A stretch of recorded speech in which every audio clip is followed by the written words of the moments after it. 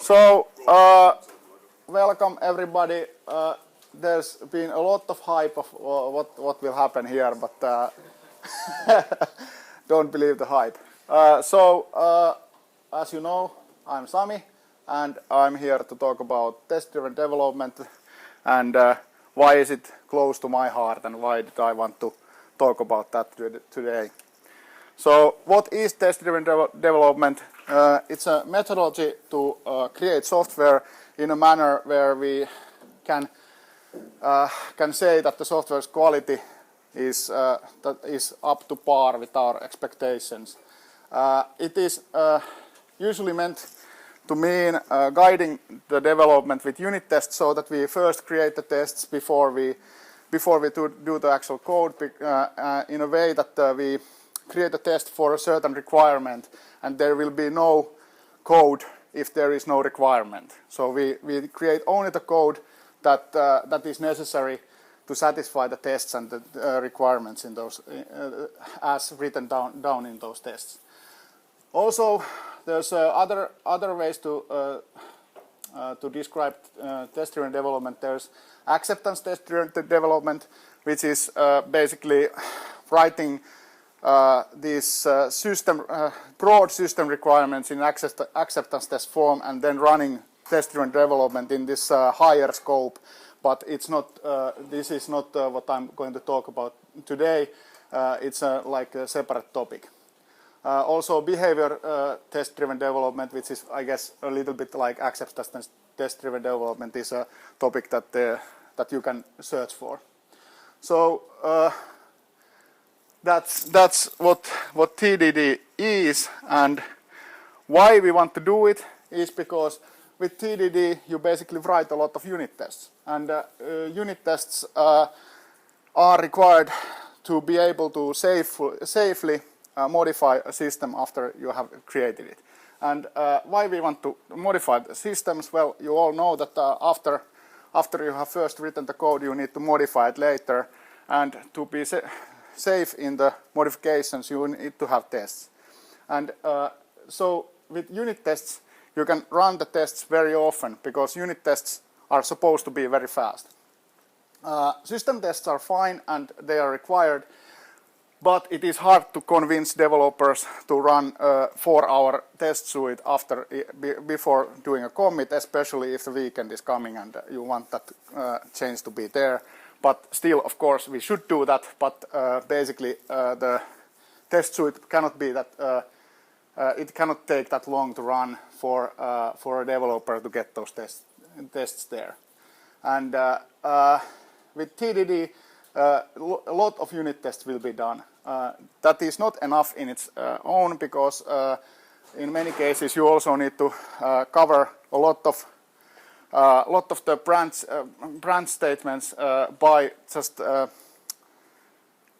the statement coverage is not enough. You need to also do like more in-depth testing by actually knowing what the functions do. But with carefully designing these and using test-driven development, you can reduce the amount of test cases you need to cover a certain functionality. And with test-driven development, the system design is different from upfront design, and that is not a bad thing in itself. It's just a fact. It will be different, and it might be surprising how different the system ends up being from if you compare two systems where in one case a developer has designed the system without this approach and comparing to another where it has been done like that. So that's just a fact. And basically, test-driven development also makes the code simpler, because you need to be able to test everything. So you want to do very modular pieces of code and modules, so that you can actually test them with those. You can map them out with those tests. If you find that you are writing very large or a test where there's a lot of setup, it usually means that you are doing a too complex module, or you are trying to map out too large functionality in this one unit, and you need to split it. And there's this positive feedback or negative feedback, depends. There's feedback anyways with when you have lots of simple tests, then you end up with or you have a simple module, you have simple tests, and vice versa. So if you find that that your tests are very complex, you probably want to do something to that code that you are testing. And with a lot of tests, you can be confident that when you do a change, and you know that the test coverage for this module is high, let's say 95%, you know that, okay, I did this change, it didn't break anything, it's safe, I can use it, and go forward with that. So the process is very simple. So before we do any code, we map out the behavior we want, we create a failing test for that. And then we add code to make that test pass and go through this process until we have something nice. And when we are satisfied that, okay, now it's good place to take a little bit step back and check the system, then we can see if there's places where we can remove duplicated code, maybe simplify some behavior, change the design if we want. Do any kind of refactoring. That refactoring is not just replacing some pieces of code there with functions. It might be that you want to change the design of the system because you want to make way to new features that are coming, and you need to go back in that process. And when we are done, we are done. Okay, so what we want with the test-driven development is that we need to be able to run the tests very fast, and we need to. It's a whole different way of doing software. It's not you don't write code for 2 days in a row and then say that, okay, I have not done the code, now I only need to compile and test it. You need to actually run the tests all the time when you're doing code. And for this process, the system tests are too slow. That's just a fact. System tests take, let's say, a second or 10 seconds or 40 seconds per test, and that is too slow. A single unit test needs to run in the order of milliseconds, and the whole suite hopefully in under something like a few seconds, so that you can actually have this. You don't want to go to the mode where you instinctively search for the browser button to go check the new blogs or whatever when you're doing that process. And it also, when you're doing more code, you're doing also the unit tests there, you are also mapping out the functionality beforehand. We are doing more stuff there, so it will take more time up front to do this. But it pays off when doing the refactorings and in the system design where it is simpler. So as like you need to pay a little bit investment there to get the payoff, but the payoff is good. So I'm gonna guide you through an example that is this Uncle Bob's favorite example. Is like this kata, and kata are like martial arts expert these exercises, but they can be applied to anything. They're just like you can do a kata about photographing or whatever. It's an exercise, a simple exercise which you can repeat all over again to get the basics right. And in this demonstration, I will go through this bowling game kata, which is basically a score counter for bowling, and how that is done with test-driven development. Okay, so what we need in this to do this is just like a back of the envelope API design, where we design this that we have a game, the players roll and they score number of pins, and then we get the final score count. Okay, and we do this by this test-driven development by adding tests one by one and going through that process. So that those 5 tests are just the mnemonic to remember what this is about. So I have created a new project in PyCharm where I have added a virtual environment with a couple of requirements, and I'm missing the test file, so let's add that.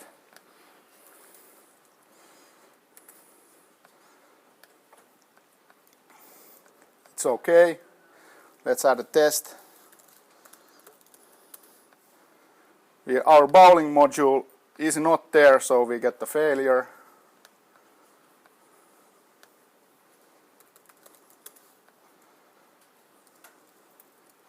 Okay, our non-existing tests are passing. We can change it again.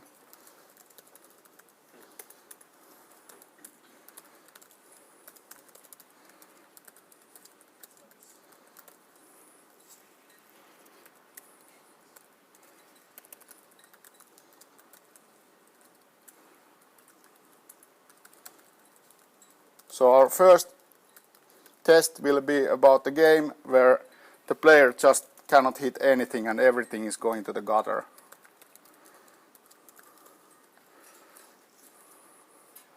So now we are failing, we don't have the appropriate class in this module.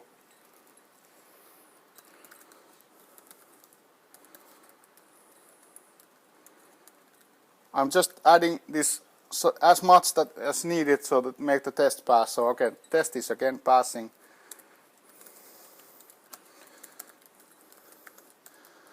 Our full game with the zeros all over, it's 20 zero rolls, so let's do that. Again, failing, we don't have that function there.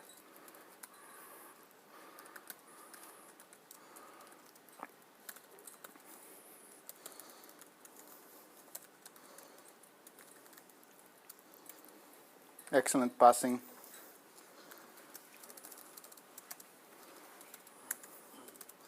So what do we need next? We want to check that the score is correct. 0. Failing, we don't have that function there. Just hard code something there to make the test pass. Okay, that's our first test. So now add another test, because our functionality currently is all done with this. Our tests are passing and everything is there, so let's add some more.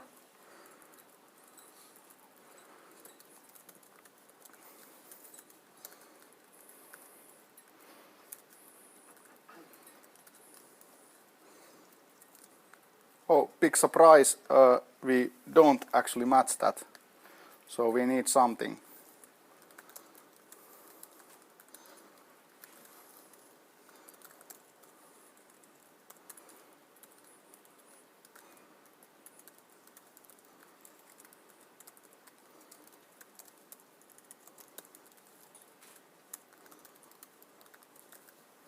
Let's see. Yes. Okay, is there something we could do? We might, for example, refactor something here.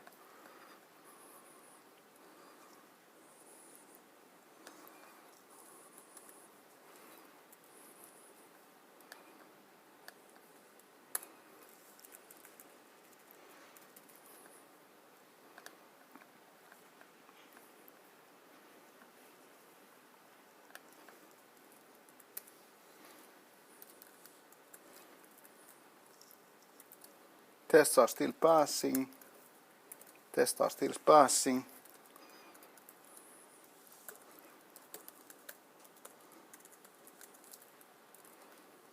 Ugly constants and duplicated code, we want to get rid of that.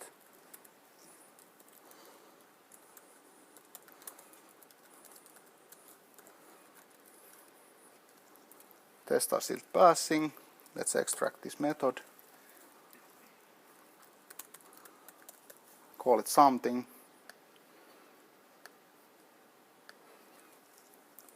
Tests are still passing. now we don't need these variables anymore, so we can inline them. There's the other piece of code which suspiciously looks like that other piece of code. Actually, PyCharm usually tells me that I can extract that method for you, so for some reason it didn't do it now. And I guess that's as simple as we can get it. Tests are passing. Okay, so let's add something to make it not pass. So a spare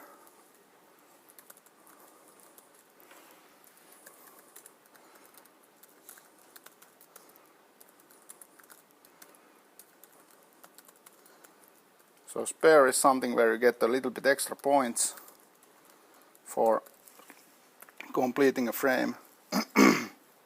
How many rolls? 17 zeros. Thank you.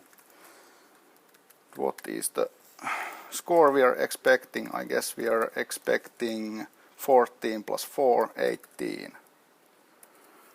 And for some reason our current design is not accommodating for this fact. We cannot do it like this. So let's back up. Take this test out. Tests are passing. Now we need to figure out what to do here. Let's see. For the purpose, there's like gazillion ways of doing it, but this is the way that I do it so that the kata works nicer. It works by appending and other list operations as well, but it's not as fun.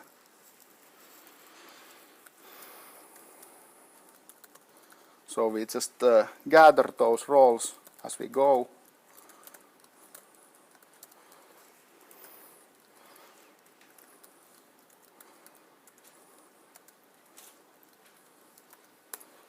Let's see, tests are still passing, nice.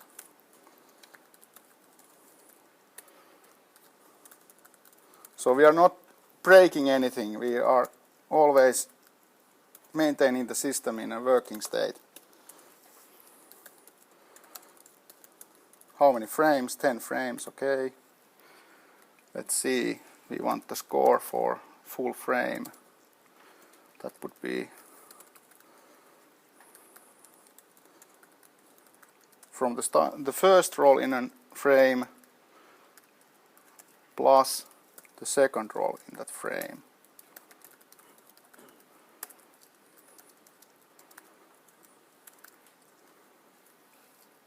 Still passing.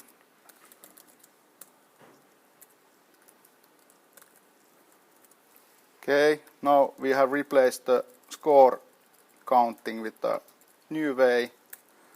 Tests are still passing. Excellent. Now we can re-add that test. Now it's failing again with the same error. Okay. Now our design has been modified so that we can take this into account.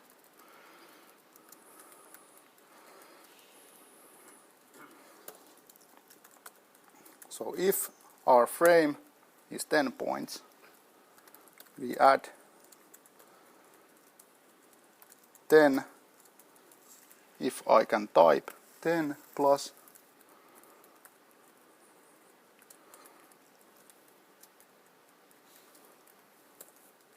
the next ball.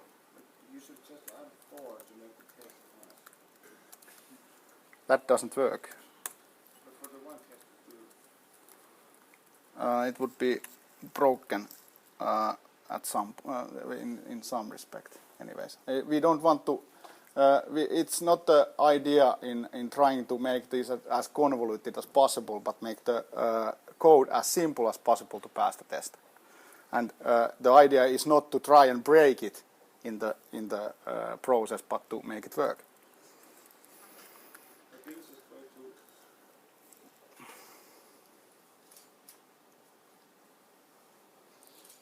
What? easiest way to make it happen just add 4. Maybe easiest, but it would be broken. You see,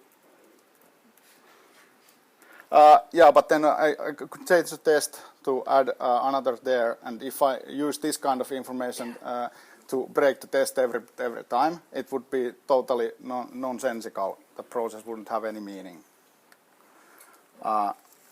So now we are passing. Excellent. But here is something that we might want to. It's a little bit magical, so let's put it to our own function.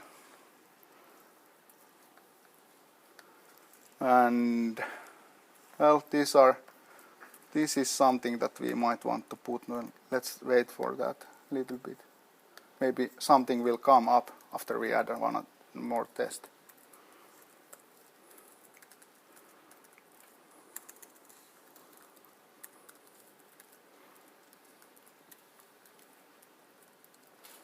So how do we draw a strike?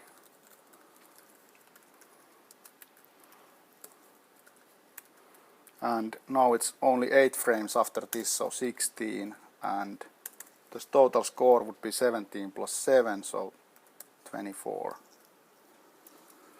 And now it's again not passing, so we have to do something here.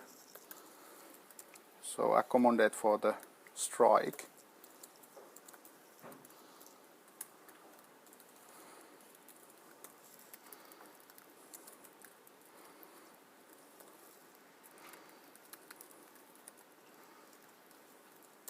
So frame is only one long, but we get bonus for the next 2 balls. Okay, it's passing. Now a good time to take a step back and refactor something, so that there's this ugly comment.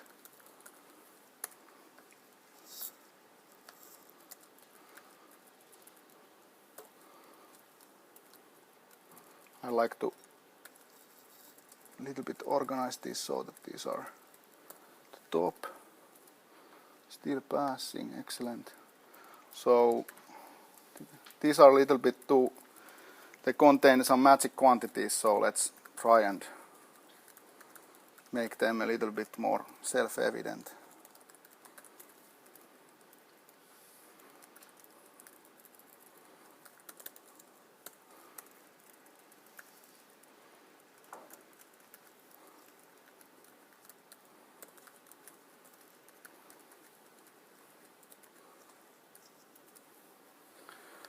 Okay, still working.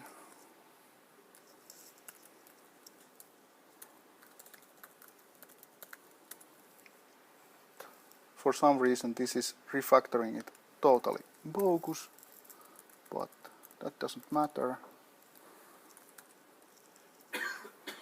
Works. Okay, so what's here? This was spare. No, spare. Yes, spare. Okay, and that's the spare bonus.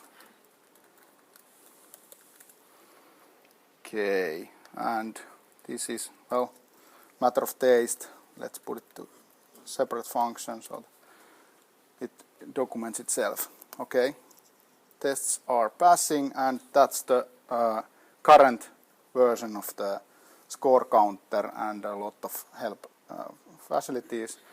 Alright, one more tests for this presentation.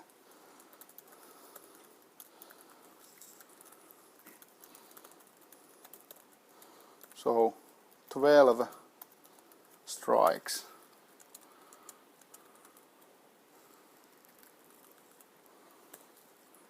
And score should be 300.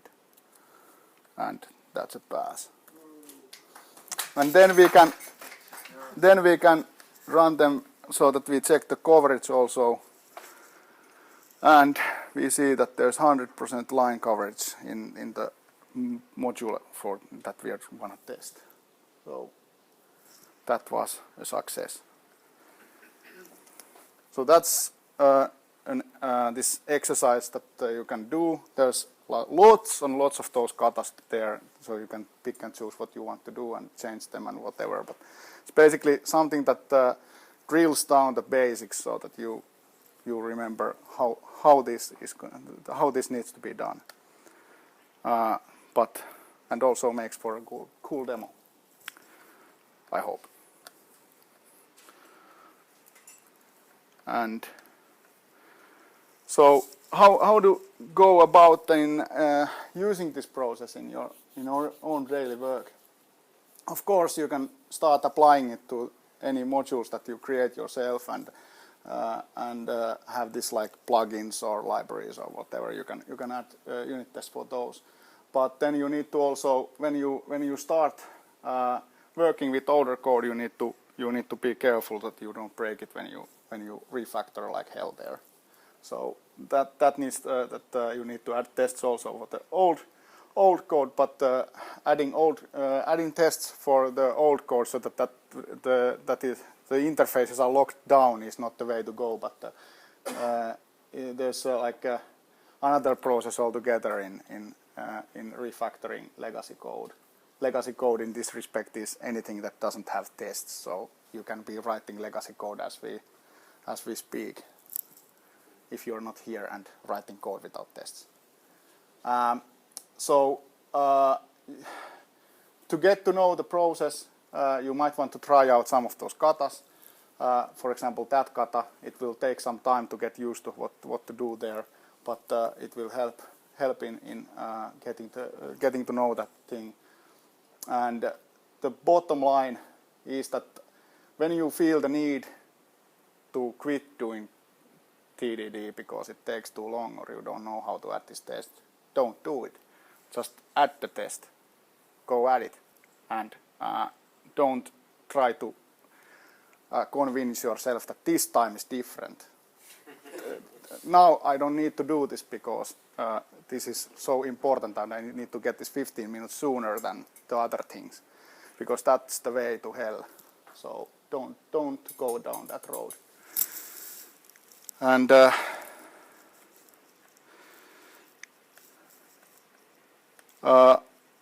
stuff to read. So there's lots of books in this. I'm currently reading this test-driven JavaScript development.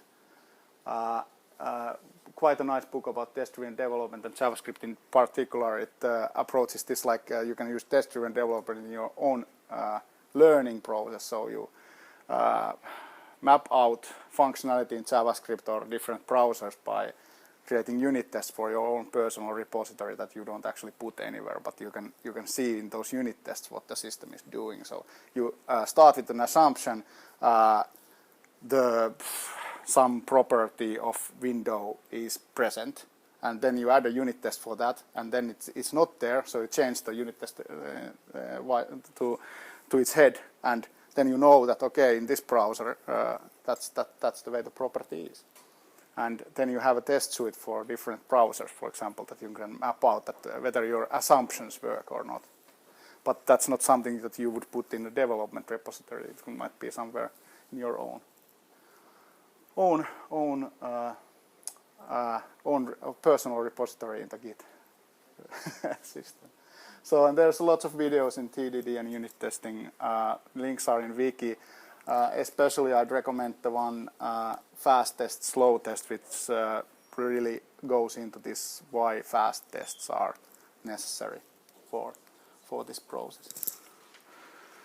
And just as a closing, that we should not impose to QA or anybody else stuff that we really should be doing ourselves. We as developers should be responsible in saying that this works, and I know it works because I have good test coverage on my own code, and I have tested it with these system tests before, saying to the QA that hey, why don't you try this out? And we need to be professional and responsible for our own code. We should not be relying on QA or Sami Marttinen to do it. So that's it. Any questions? When giving the presentation, I noticed that you were adding one test and then one bit of functionality at a time. Is it better to do it this way, or is it better to write out all the tests for a given module and then do all the functionality? I prefer to do it one test at a time, because otherwise you have lots lots of failing tests, and you want to try to go it at one small piece at a time. Okay, at one point you commented out the test. Yes. Wouldn't it be better to mark it as expected failure for the time being? That's expected failure, I've learned, is a feature that is not present in all test drivers, and also because it's so short-lived, it's not really something that it doesn't really matter for the purposes of this kata, but you want to mark stuff as expected failure if you expect it to be there a long time, basically. And we don't want those kind of failing tests usually be there a long time. So you want to fix it or remove it if you think that it's not going to be fixed ever. So for example, this expected failure not being supported, no test driver doesn't support it. And basically every test that has been decorated with that expected failure decorator will show as skipped in the test output. They are not even run. Any other questions? In a core team we are using C language. Could you suggest something for test-driven development for C language? That's a very good question, and how I approach this is that you need to first have a good test driver, and there are a number of C language libraries and such that have good unit test coverage. So starting from one that has BSD license and then expanding that system, that's one way to go. We have a few frameworks in-house that work just fine for this purpose. That you just use the same process rigorously. It's not just about unit test framework. It's also about tools what you are using for refactoring the code, for example. Sure. And for example, the idea in this kata is that you learn also your tools.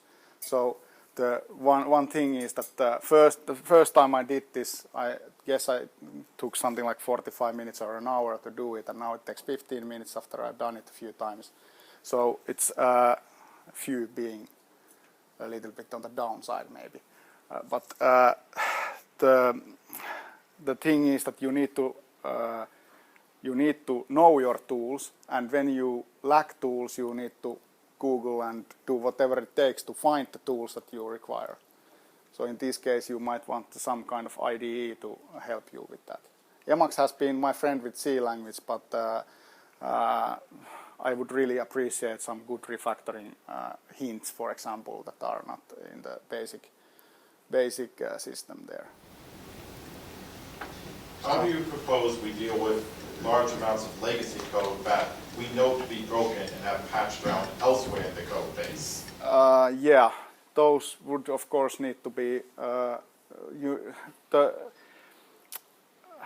I think that the way to go is to find out the current test coverage, what the current tests are doing, simplify them, add tests, and then start breaking down the functionality to smaller manageable pieces.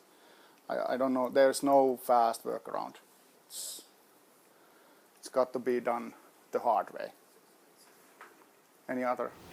So you mentioned two types of tests, unit test and system test. Yeah. We can consider system a unit. So in this case, system test is going to be unit test. Is there a clear difference between system test and unit test? Well, Guy once mentioned that if a test is doing more than 250 million instructions, it cannot be a unit test. So that was like this going through the whole Django stack to test something. Then it's not a unit test because you are testing through the whole stack. It's too heavy. You are not isolating the thing that you are testing there. So the idea in unit tests is that you have a well-isolated component that you go about. Yeah. How would you suggest precise? For example, sometimes a function or a class, they can have a lot of dependencies, Yes. right? So it might have huge stack of dependencies. So we need to isolate this particular function or class from other dependencies. how would you do it? There's in Python we use mocking, and in C it's harder. I have not yet. I don't have a silver bullet there. There's library LD library overloading that you can use to create a mock library that you test against, or you can use function pointer hooks. The latter is not very nice in the sense that if you are doing it just for the test's sake, it's increasing complexity in the code just for the tests, and usually you don't want that. So if you can mask it somehow that this is a very nice feature that we can use to replace some functionality there, that's better. But for example, this library mocking, that would be the way to go there. And then you have system tests. Yeah, and sometimes we have like static libraries. In this case, it's even more difficult to substitute one library with something else. Yeah, I know. So sometimes it's getting more and more difficult to create a unit test, what you call functional class. Yeah, there is a steeper curve to start this on C, but I think that it would be worth there also. Any other questions? Did you have something? Are those examples available somewhere? I will put the slides. They are already in Wiki, so they are there, and Googling for bowling game will give you this also. I think that some have a relevant question, how we have a big old legacy code, how we get it done there. That's another talk. There are books about that. That's good answer. And there are books. there are books written, plural, written about the subject. So it's something that we have to go to another day. Do you think with even something that could be done with the legacy code when we don't have specifications for how the system's supposed to operate? The tests operate as the specifications in most cases. So when you have the requirement, you create the test, and there is your specification. Do we have requirements someplace, please? That's your problem. Unfortunately, yes. Anybody else? You can create a test that tells how it, in your opinion, should work, and then tell that the test is failing. Then we have a requirement.